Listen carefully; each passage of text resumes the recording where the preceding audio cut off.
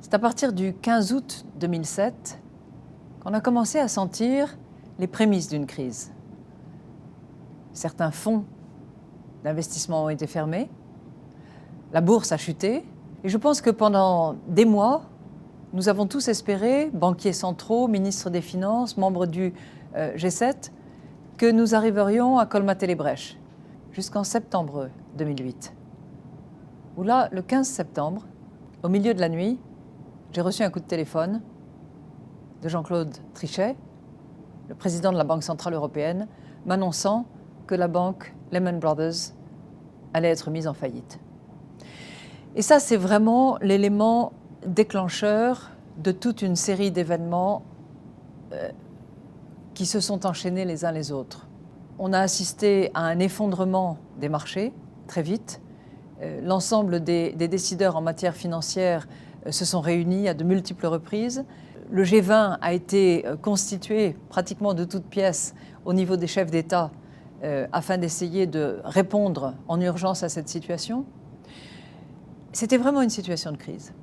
C'est une période où pratiquement tous les matins, vers 7 heures, nous nous réunissions avec le gouverneur de la Banque centrale, avec le directeur du Trésor, avec le directeur de l'autorité des marchés financiers, et nous faisions le tour des grandes banques de la place pour savoir quelle était leur situation en termes de liquidité, si elles allaient pouvoir tenir la journée. Et c'était vraiment dans cette situation de pénurie de liquidité et d'incertitude de ce que les banques détenaient dans leur bilan que nous avons dû faire face à l'urgence du quotidien pour éviter une faillite du système. Pourquoi est-ce qu'on s'est trouvé en face d'une crise globale qui a affecté l'ensemble des pays de la planète? Je crois que c'est lié à deux phénomènes. Le premier phénomène, c'est que cette crise rampait un peu comme le feu sous la cendre et avait en particulier affecté tout le secteur immobilier et le secteur d'instruments financiers construits sur de l'immobilier instable.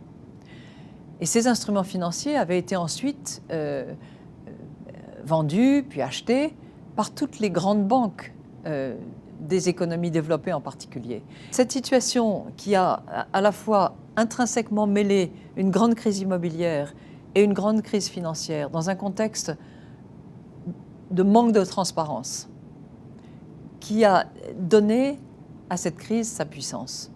Je crois que le deuxième élément, c'est que en 2008, l'ensemble des grands acteurs financiers étaient déjà très interconnectés et que une crise financière dans un pays donné qui était la plus grande puissance économique et financière du moment, les États-Unis, s'est ensuite propagée dans le monde entier comme un feu de paille.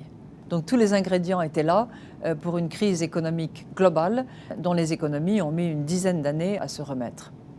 Alors, la grande récession ne s'est pas transformée en grande dépression parce que les gouvernants, les décideurs, les régulateurs ont suffisamment rapidement pris l'ampleur de la crise et la mesure de cette crise pour très vite donner des signaux et prendre des actions qui ont été suffisantes. Prendre des décisions, ça a été par exemple lors du G20 de Londres, la détermination de 20 leaders représentant 80% du PIB mondial à l'époque, disant aucun produit, aucun acteur, aucun marché ne sera dorénavant laissé sans une régulation et une supervision rigoureuse.